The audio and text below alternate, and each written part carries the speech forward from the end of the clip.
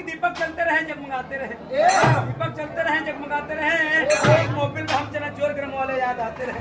मैं तुरंत से ही दुआ करूंगा आप जहां भी रहे हर पल मुस्कुराते रहे।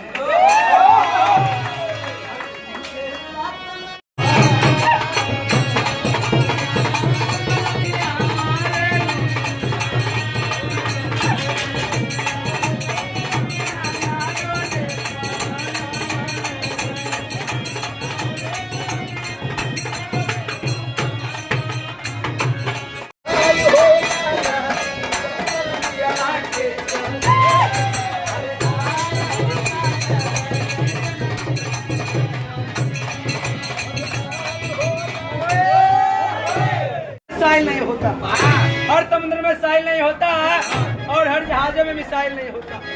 आपको मैडम जी का कुछ सपना ना होता, शायद आपके हाथ में बड़ी स्क्रीन टच की मोबाइल ना होता।